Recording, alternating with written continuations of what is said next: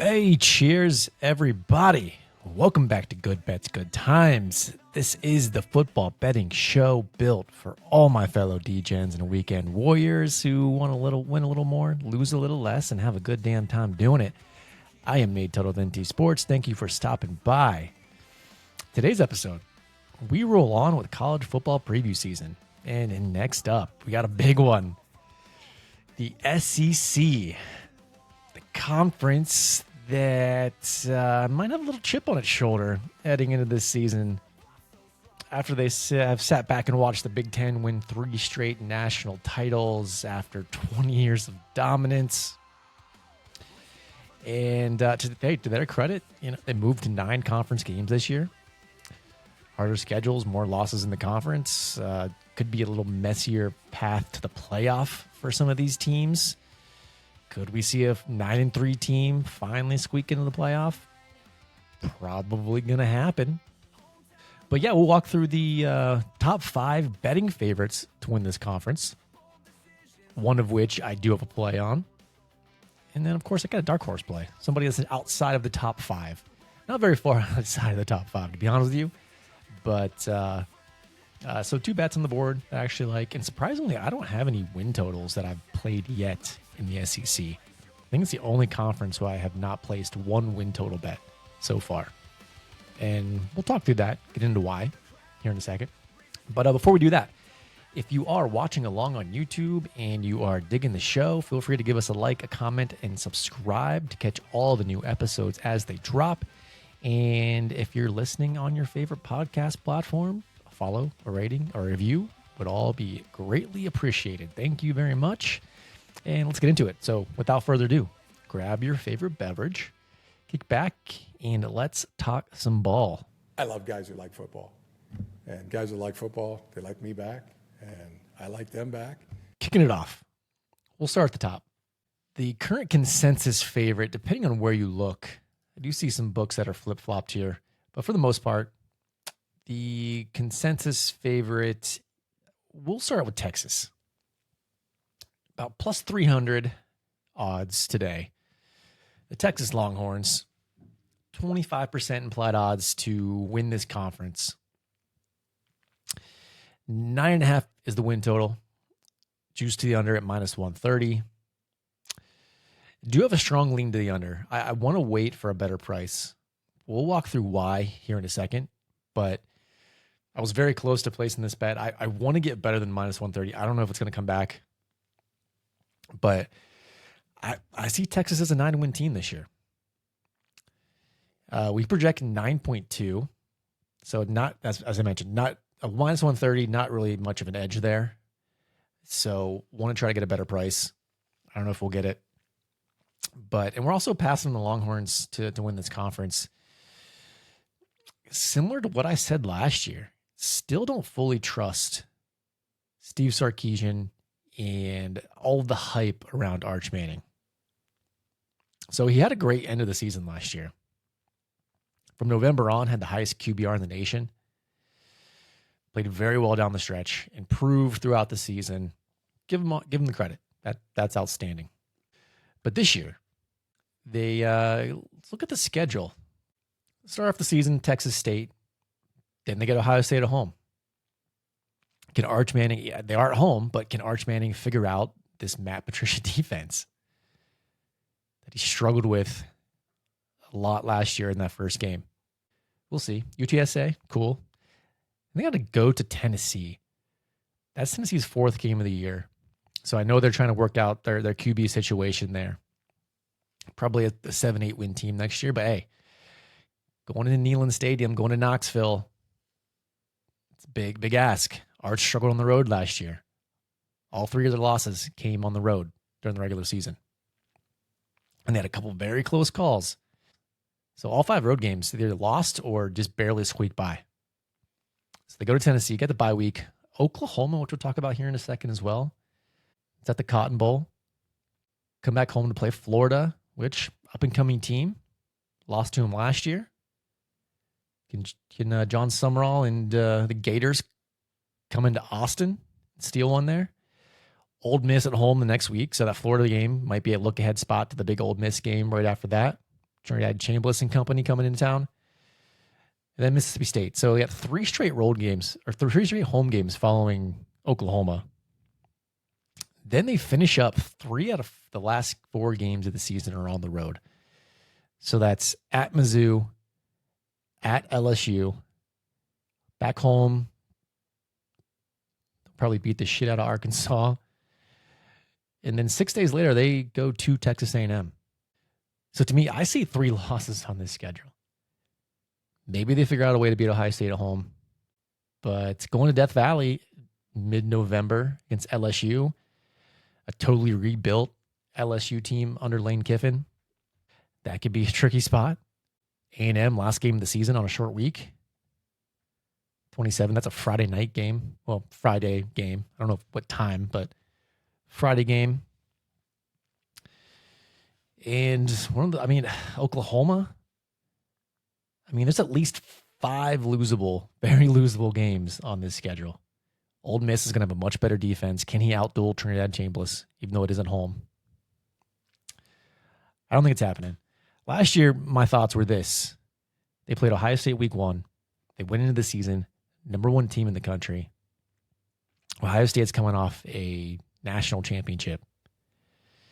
And I said, hey, Texas, if you want that number 1 spot, you need to come into Columbus and you need to take it. They did not. Proceeded to go 9-3. Did get a nice win over Michigan in the Citrus Bowl. Kudos. Appreciate that. But same story this year. I like Arch. It's nothing against him. It's the fact that he is maybe a little overhyped. He's a really good quarterback. But this is the SEC. This might be, depending on where you look, this might be the most difficult schedule in the country this year. And that stretch at the end of the season, there's 3 out of 4 on the road. At Missouri is not a gimme. And definitely not LSU and Texas A&M. So, hey, I think 9 wins is the most likely scenario. Now, depending on those losses, can 9 wins get them into the playoff? I think this year it could.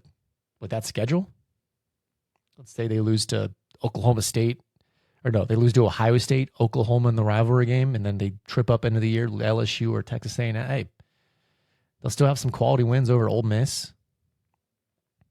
They can go on the road and beat Tennessee and LSU. Hey, probably going to give them the benefit of the doubt. They do play the nine conference games this year. Strategy by the SEC to beef up the conference schedules and have a stronger case for a 9-win team getting in the playoff. But this team hit the portal hard. That's the number 3 transfer class in the entire nation. Top 5 in recruiting average, number 4 in projected NFL draft picks. They brought in Raleek Brown, Hollywood Smothers to play running back. Cam Coleman, we know. Arguably the number 1 receiving core in the entire country, up there with Ohio State and Miami. A top 10 defense last year. They bring in Wilt Muschamp to coordinate this defense. Brought in Rasheed Biles from Pitt to play linebacker. D-line's going to be excellent. So this is a good team. I'm going to give them that. It's just with the schedule, with Arch still needing to prove that even though he played well down the stretch, can he win these big games this year against some very highly ranked teams that he's going to be playing? We'll see. I lean under 9.5. Pass on the conference championship game at the number. Don't think plus 300 is very good odds for this team. So that's a pass on Texas. Moving on, Georgia Bulldogs. Back-to-back SEC championships here. They're currently plus 310 to win this conference. That's 24.39% implied odds. Basically a 1 in 4 chance to win this conference. That's a plus 310. So we're looking at the odds board now. Best line and where I just bet this is plus 320, which is still hanging around out there. There's one book that I'm seeing that has a plus 320. I bet that. I bet a full unit on the plus 320. And I'll talk through the reason why. Also, just win total quickly, 9.5. Heavily juiced to the over, around minus 175. Definitely would be an overplay. I'm not paying that price, though. Project 9.8. So would need a little bit cheaper than 9.5 to make that a bet. But this team, man, you got Kirby Smart coming back for his 10th season. This is a record 117-21 in 10 seasons at Georgia. Insane. Multiple national championships. Bring Mike Bobo back, offensive coordinator. Bring back their defense coordinator. Just continuity all across the board. Bring back 14 starters, 8 on defense. Plus, they brought in an experienced transfer, Gunnar Stockton, second full year at the quarterback position. Leading running back or leading rusher from last year, Nate Frazier, back as well. They did lose a lot in the receiving core. Zachariah Branch, Colby Young, Oscar Delp, tight end, all gone to the NFL. Bring back senior tight end Lawson Lucky, Georgia Tech wide receiver transfer, high upside player in Isaiah Canyon. And they have young talent. They have a lot of young, up-and-coming, high potential wide receivers in their program. And these guys are going to have to step up this year and make an impact. The one thing the offense lacked last year is a very efficient offense. Ball control, don't make mistakes, run the football, short, quick throws. Super, super efficient, but they lacked explosiveness, which probably fine getting them through an SEC season, so I'm not worried about that. That's a negative, but I think with the schedule, just playing great defense, ball control offense, efficient offense is going to get them right back to the SEC championship game. Now, that could come into play in the playoffs, as we've seen the past 2 years. But we're not talking about national championship odds today. We're talking about SEC championship odds. Love this team to make it to the championship game. And then at that point, plus 320. You got a plus 320 on Georgia going to a championship game. You're sitting good. I still think most likely they win it. I don't know who makes the championship game that's going to be able to beat them. Maybe Texas. Maybe I'm underrating Texas. Maybe it will be Texas and Arch comes in. Maybe Ole Miss is back. Or maybe it's a team like Oklahoma. We will see. But love the Georgia Bulldogs. Love their schedule too. Start off 3-0. Tennessee State, Western Kentucky, at Arkansas. Team I have in the bottom of the SEC. You get Oklahoma. Oklahoma's at home. Got Vandy at home. Big game at Alabama this year. Ooh, that's a tricky spot. Not very high in Alabama. Auburn at home. New revamped Auburn team. Then the bye. Neutral site game against Florida. That should be winnable. They do have to go to Ole Miss. Just interesting. Rematch of the playoffs last year. Missouri at South Carolina in the big rivalry game against a Georgia Tech team who will be down a little bit this year. Should win. So worst case, they go 10-2. 10-2 gets them in the championship game. I don't see anyone else in this conference topping that record, to be honest with you. So pushing the chips in on the Bulldogs. 3 in a row. 3 in a row. Can they do it? This is the best team, best roster, best continuity, best coach in the entire SEC. At plus 320, I think that's a bargain. Next up, this is where it gets a little tricky. We got, depending on where you're looking, I have Alabama at number 3 here. And LSU's next. No particular order. We'll just talk about Bama first because I got them here. But they're anywhere from plus 850 is the consensus. There's one book at plus 900. And, Bama. Did win a playoff game last year. That comeback against Oklahoma. Then got smoked 38-3 against Indiana in the second round of the playoffs. Win total's 8.5. Pretty much plus money, maybe slight juice to one side or the other at some books, but it seems like the market can't really pick a side either way on this. I project 8.3, so I do lean the under. This might be a bet I may get on at plus money for them to win 8 games. They haven't won less than 9 games in a very long time. So this would be an unprecedented season for the Crimson Tide. But Kalen DeBoer enters his 3rd year. He's 20-8 overall. 2nd year OC Ryan Grubb. Kane Womack at DC. Finished 10-2 last year, 11-4 overall. SEC runner-up. Did beat Georgia during the regular season, lost to them in the playoffs. Talked about Oklahoma. 2 losses last year, 1 at home versus Oklahoma, and they got smacked week 1. Remember last year we thought Florida State was the team coming in, and well, that was at home. They just put a whooping on Alabama at home. But this comes down to the quarterback situation for me. And the offense in general. Lost Ty Simpson, number 1 draft pick last year, or first-round draft pick last year to the Rams.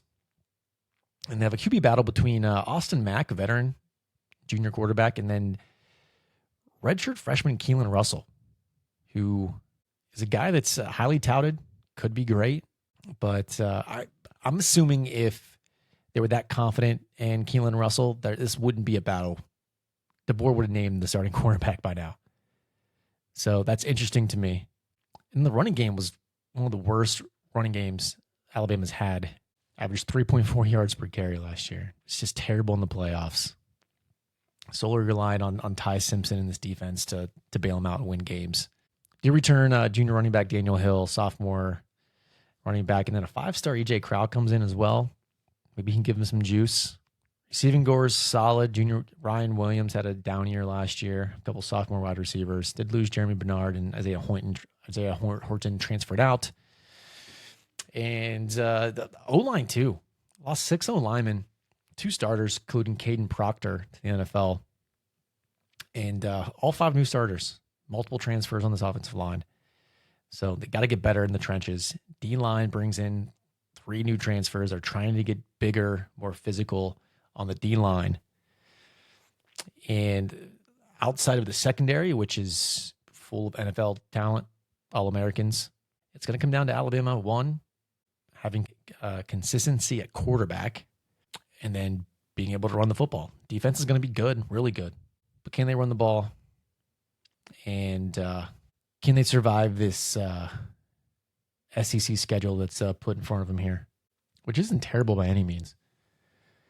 So East Carolina, go into Kentucky. Kentucky team in transition. Could be tricky. We'll see. Kentucky investing some money into their roster. Rematch against Florida State at home. Should be a win. South Carolina at home. See what South Carolina is this year. At Mississippi State. So most likely starting out 5-0, bringing Georgia coming into town. Even at home, I really don't see them beating the Bulldogs. Then they have to go at Tennessee the week later. Another potential loss. A&M at home. Bye week. Then they go to Death Valley, play LSU. At Vandy. Got Chattanooga in late November, and then they finish up in the Iron Bowl against Auburn. Auburn at home. So looking at the schedule, it's tough to say I'm confident in going under 8 wins. I think the number's spot on. Because if they do good quarterback play with this defense, they could win 9 wins, no matter how much the running game improves. But regardless, at plus 850, it's a pass on Alabama. I don't see them getting back to the championship game. I think this is a max 9-win team. Most likely scenario, 9-win team. They'll win all their out-of-conference games, probably drop 2 or 3 SEC games this year. So, we're out on the Crimson Tide. Next up, LSU. Now, this is a very, very interesting team. We know the drama from last year. Lane Kiffin taking the job, leaving Ole Miss right as they're about to start a playoff run. And, folks, one of the most talked about, probably one of the biggest games of the entire college football season, September 19th, Lane Kiffin returns to Ole Miss. That's must-see TV. 100%. And I don't think he wins that game. I don't think this LSU team in their third game, if that game was later in the season, this team had more time to gel and come together, and all these transfers, this whole new rebuilt roster. Because they start the season against Clemson, and Clemson at home. I think Clemson's going to be better this year. I think they're getting a little bit overlooked. La Tech, and then Ole Miss, and then Texas A&M the following week, back at home. So for a team that is completely rebuilt, new coach, new quarterback, pretty much new roster, full of transfers. To have three of your toughest games of the season right off the bat, that's not easy. Prefer a little easier front stretch coming out of the gate there, but that's not the case. Then they get McNeese at Kentucky, Mississippi State. Got to go to Auburn, bye week. Bama and Texas at home back-to-back, and then go to Tennessee. So LSU's plus 850 to win this conference. Over-under is sitting at 8.5, minus 110 both ways. So I mean, we project them right at 8.5 too. Maybe a little bit of value if you get plus money on the under, but it's not a bet I would make. Once again, probably a 9-win team, maybe 10 wins if they overachieve. But Lane Kiffin comes in, number 1 transfer portal class. Blake Baker's back coordinating this defense, highest paid college football assistant, and deservedly so. We know they brought in Sam Levitt coming off foot surgery last November, so that could be tricky, assuming he's going to be fully healthy. But, does go from playing at Arizona State to the Big 12, coming over to the SEC in this gauntlet of a schedule. As far as the units go, I mean, running back, rated around 5th, 6th in the conference. Receiving core, about 5th, 6th in the conference. O-line, 6th, 7th in the conference. So, there's some talent there. Brought in left tackle Jordan Seaton from Colorado. Big get in the portal. Defense, though, huge get from Ole Miss. Edge rusher, Prince Will Uman-Malin. Got weeks back. Brought another linebacker from Ole Miss. Decent secondary. I think linebacker will be the unit that excels in this defense. So, good team. I think they're slightly overvalued at this point, given the schedule, this whole new roster that's coming in here. So, also, we are out on the LSU Tigers. Next up, the Texas A&M Aggies, sitting at plus 850 also, depending on where you look around. There's a plus 1,000 sitting out there as well. That's the best available. Consensus is mostly plus 850, goes all the way down to plus 800. So also same tier, sitting in this Alabama LSU tier. I think A&M's the best of the three, to be honest with you. So when I put together this prep, they were at 850. I just now seeing this plus 1,000 out there, which is not too bad. Not too bad. Same thing at the win total, sitting at 8.5. I have them right about 8.5. So pretty much even money both ways as well. So another team where the market can't decide really where it wants to go. 8 wins, 9 wins. It's 11-win team from last year. Mike Elko enters his 3rd year. He's 19-7 so far at Texas A&M. They did have to replace both coordinators. OC Colin Klein went out to Kansas State, lost to DC as well. And only lost last year, last game of the season. Had to go to Texas. And, 4-1 in one-score games last year. Got Marcel Reed coming back to play quarterback. Junior quarterback. This will be his 2nd full year as a starter for this team. Very talented guy. Dynamic. Very inconsistent and turnover prone. Running back room, pretty mediocre. Returned Ruben Owens and Jamarian Morrow. Wide receiving core, they lost Casey Concepcion, but returned Mario Craver. Brought in Isaiah Horton from Alabama. And so very good 2nd, 3rd receiving core in the entire conference. That's going to help Marcel Reed. O-line, top 5 O-line in the conference. Lost 4 starters, but they returned their senior center, and they brought in 4 transfer starters from other SEC programs. So pretty significant. Defense under Elko is always going to be solid. Lost 3D linemen to the NFL. Linebacking core, probably the weakness of this defense, though they bring in all AAC transfer Ray Coney from Tulsa to play linebacker. Return senior starter, and then secondary, top 5 in the league. Return both starting safeties. Upgraded a kicker as well. And let's not forget about special teams. Definitely needed to improve a kicker. But overall, it's plus 1,000. A&M's a team I got to be out on. They basically had to rebuild their entire offensive line, the majority of their defensive line. It's hard to trust Marcel Reed in big games.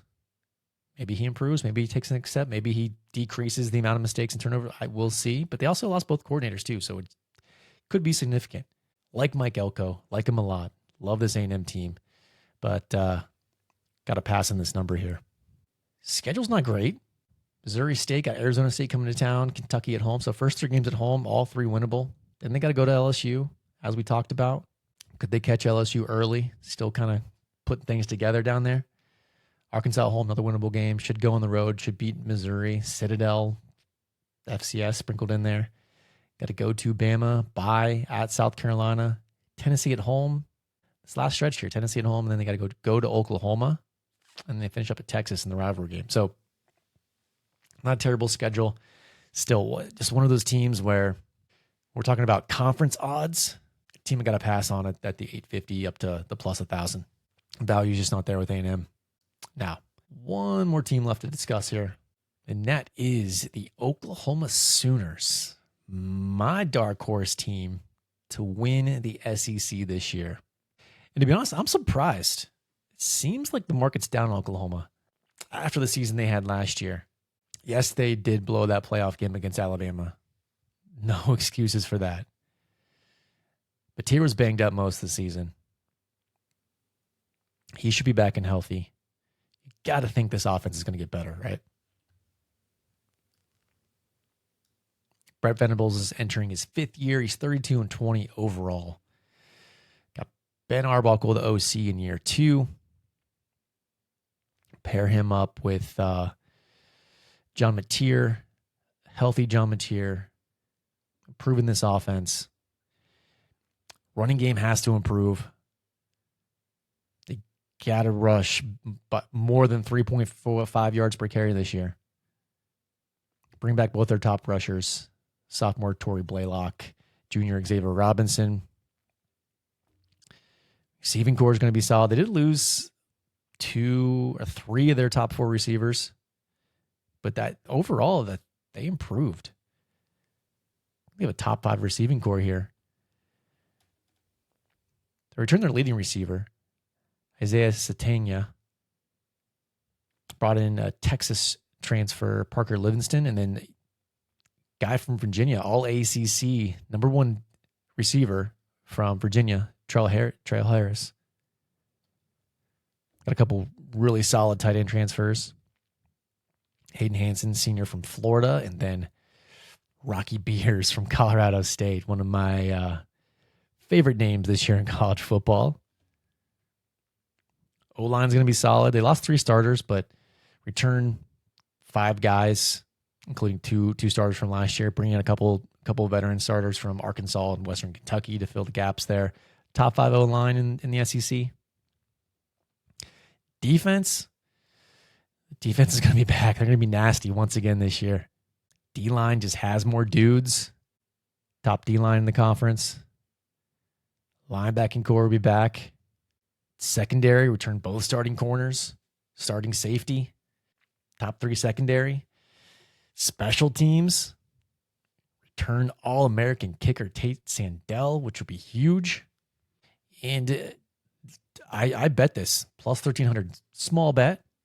Sprinkle a quarter unit, half unit on plus 1,300 for this team to make a run. Because I think the market's down on Oklahoma. They have the defense. Offense wasn't great, but you give John Mateer another year in the SEC, if he can stay healthy, I think 1,300 is a pretty fair price overall. Win total to 7.5. That's I do lean over. Just going to depend on the price there. Minus 110, pretty fair juice. But to me, I could be dead wrong, and that's why I would much rather throw out the flyer in the plus 1,300. I don't see any value on the win total, just at the number. And the schedule's tough. The schedule's tough too. This is not easy by any means. Start off at UTEP, cool, W. Got the rematch. Got to go to Michigan this year.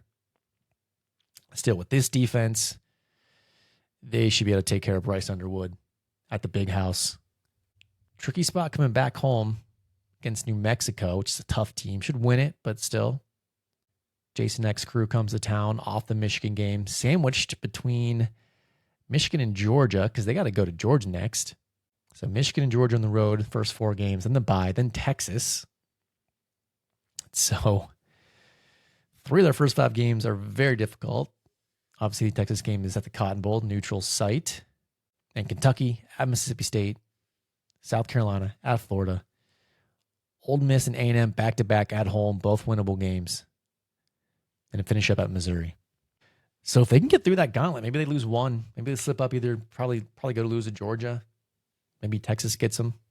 But the backstretch, they get through that first 5 games, they're 4-1. Maybe they slip up. Maybe Ole Miss or A&M. Maybe Florida's much improved. Florida gets them on the road. But hey, the path is there. You just got to trust this defense. You got to think Ben Arbuckle in year 2 is going to get Mateer in this running game going. Mateer's going to have more confidence. He's a dog. He's the kind of guy that I think when he's fully healthy, playing 100%, is going to win this team ball games. So love the Sooners here. We got it plus 1,300 as our dark horse flyer in the SEC. Cool. Let's run through the rest of the conference. Do a little rapid fire here. A team we didn't mention, Ole Miss. So they're sitting right outside the top 5 at plus 1,100 consensus, sitting around plus 1,000. And I do love Ole Miss. If they're a price where Oklahoma is a little bit higher, maybe we throw a flyer on Ole Miss. You have to, right? Pete Golden takes over full time, went into the portal, brought in defensive talent, really put a focus on the defense this year. They got Chambliss back, Keywan Lacey back. Think they can make a run, get back to the playoff. But to win this conference, to be honest, I think they're one of the 2 or 3 teams that could challenge Texas, Oklahoma, and Ole Miss. Probably the 3 teams I believe could challenge Georgia for the title. But we're gonna pass on Ole Miss. Same thing with the win total over, sitting at 7.5, heavily juiced to the over. Do like the over 7.5, but at minus 155, it's got to be a pass. We project 7.7. Tennessee plus 2,000 to win this conference. Over under sitting at 7.5. We project 7.5. Spot on. They do have a very favorable schedule. Tennessee has one of the best schedules in the SEC. I think they'll win. They should win 8+. But it's going to come down to the QB competition. That's between George McIntyre and true freshman Faison Brandon. So if we're talking about a team who's a solid bowl team, could make a run of 8-9 wins, given the schedule, cool to win this conference. Nah, not a 20-1. Florida, the John Sumrall era begins. Also brought in Buster Faulkner as the OC. He brings with him Aaron Philo from Georgia Tech. Also have Tramel Jones competing for that starting job. And numbers right on. I think 22-1's fair. This team, the win total sitting at 7.5, minus 130 to the under. I project 7.3. So that number's spot on. No value there. I think they can win 7-8 games. I think Summerall's going to bring this Florida Gators team back. This is going to be a transition year, but hey, Florida should be bowling. It's going to be exciting to see over the next few years what Summerall can do down there. Missouri 35-1, win total sitting at 6.5, minus 110 to the over. We project 6.6, slight value to the over, but also not any value on Missouri, which seems to be the case across the board. I mentioned at the beginning of the podcast that I don't have any win totals in the SEC, which is interesting. Just going to wait. Got 36 days before the season kicks off, and then maybe some in-season totals. But as of right now, there's nothing, no value that's popping out at me at any of these win totals. Missouri's the same way. Eli Drinkwitz brings in Austin Simmons, who lost his starting job after injury, and then the way Trinidad Chambliss played, it just never gave that starting job back. Do bring back Ahmad Hardy, should be healthy, coming off his gunshot wound in the offseason. Should be back ready to go. And lost 11 starters on defense. That's never ideal. But Mizzou, solid team. Drinkwitz running a solid program here. 6-7 wins. but 35 to 1 to win the conference. No, thank you. Auburn, interesting team. This is one where I went back and forth. Maybe 40 to 1. Maybe we throw a flyer on Auburn. Win total spot on 6.5. Juice to the over at minus 115. We project 6.7. Slight minute value on the over there. Alex Galesh era brings Byron Brown along with him from USF. Plus a ton of transfers, both sides of the ball, offense and defense. Very intriguing team. I like Galesh. I like what he can do at Auburn.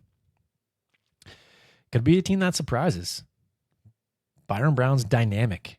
This is a team that lost a ton of games by one score last year. Poised for improvement. So 41, could be a team you throw a flyer on if you want a true dark horse. I know I went pretty conservative at plus 1,300, not my typical dark horse, not the 30 to 1 on TCU we have or the 28 to 1 on Virginia Tech, but 41, that's right in the ballpark. Maybe we need to sprinkle a little bit on, see if Auburn can make a run. South Carolina, 55 to 1. Win total 6.5, minus 137 to the under. We project 6.8. Slight value on the over if you can get it. I think there's some plus money out there to this over. Plus 115. Yeah. Could this team win 7 games? Very likely. I think at plus money of the over, this is the best value that I do have on a team here.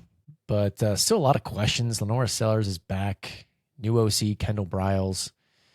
O-line just awful. Sellers is running for his life. He does have weapons. And the question is, can Kendall Briles come in and with his offense kind of scheme up some things to allow Sellers to be more dynamic, run a little bit more, quick throws, keep him from getting killed behind this O-line? Maybe the O-line improves too. South Carolina's going to be a feisty team, bowl team for sure. I think they win at least 6. Good shot they get to 7. It's a team I would not want to go play down in Columbia. Vanderbilt, 100 to 1 here to win this conference. Win totals at 5.5. 142 to the over. We project 6.2. Dueling over there as well. Just a little pricey. And a team that's coming off a great year. Lost Diego Pavia, though. Starting a true freshman quarterback, Jared Curtis. That's very intriguing. Don't want to bet against Clark Lee. I know that. He's brought a winning culture to Vandy. Jared Curtis could pop even as a freshman. This team could surprise. I could see them getting 6 wins and hitting the bowl game, but that's probably the ceiling there. Just don't have the full roster talent behind a freshman quarterback to really make a run in this conference. Kentucky's another interesting team. Will Stein comes in, former OC from Oregon, brings in a former Notre Dame quarterback, Kenny Minchie. Number 11 transfer portal class. And they spent some money on transfers this year. Win totals at 4.5, minus 125 to the over. I have this at 4.6. So price, I got to be off it due to the price, but I do lean over here. I think Kentucky's a team that could surprise with the amount of talent they brought in. Got a solid quarterback prospect, Will Stein, an OC guy or offensive guy. Kentucky's never an easy place to play. Could pull some upsets. I think 5 wins attainable. 6, maybe if they really overachieve, make a bowl game here. Most likely scenario, 4 to 5 wins. Mississippi State, 201 win total, 4.5, minus 127 to the over. We project 4.6, same thing. No value there. I think this was 5.5 earlier in the year. This number has dropped. So would have loved to got a 5.5 here, but missed out on that. Jeff Lebby could be on the hot seat here too as well. Really needs to get this team to a bowl win. At least see some improvement. They won 5 games last year. Can they top that? I highly doubt it. Tough schedule. Sophomore QB Kamario Taylor, and defense has to improve under Zach Arnett as well. But yeah, 200 to 1 on Mississippi State. This team most likely wins 4 or 5 games as well, maybe less. Last but not least, the bottom of the conference. Arkansas Razorbacks, 250 to 1. Win totals of 4.5, minus 170 to the under. Heavily juiced the under. Do lean strongly to the under here, still minus 170. We'll need a much better number to bet this under. But yeah, this is a 3-4 win team. Not a big fan of Ryan Silverfield. I don't think this is going to be a good fit coming in from Memphis. They did have one of the top offenses in the country last year, but that was a completely different team. Bobby Petrino and Talon Green both gone. Green to the NFL. Petrino out in North Carolina with Bill Belichick now. So yeah, don't touch Arkansas. If you get a better price, I may lean under here, under 4.5. But don't think the Ryan Silverfield era is going to last very long down in Arkansas. So that does it, folks. That's a wrap on the SEC. So just to recap, we only have 2 bets in the SEC. Got some win totals that we're eyeing up, looking for prices on. But we do have Georgia at plus 320 full unit to win this conference. And then we have half unit plus 1,300 on Oklahoma to make a run. And next week, we continue on. We got the Conference of Champions, the Big Ten Conference. Can't wait for that one. And 36 days, as I mentioned, until the start of college football season. We have a handful more preview stuff to do. We're going to sprinkle in some NFL previews as well. We love Sundays, Mondays. We love college and pro football. We're going to bet it all this fall, talk about it all. So we'll get into that here in a few weeks. Going to wrap up Big Ten. Going to jump into the group of 5. Pick our playoff contenders there. And last but not least, let's chat on X. Follow us on X at NTSports22. Posting our thoughts between the episodes. Post all of our plays and bets and rationale throughout the season. Give us a follow. Let's chat, interact, have a little fun over on the X platform. And then we also post all of our bets on the Action app. So Action Network app at NCSports22 if you want to follow us along there as well. And that'll do it, folks. Once again, thank you for joining us. And until next week, cheers.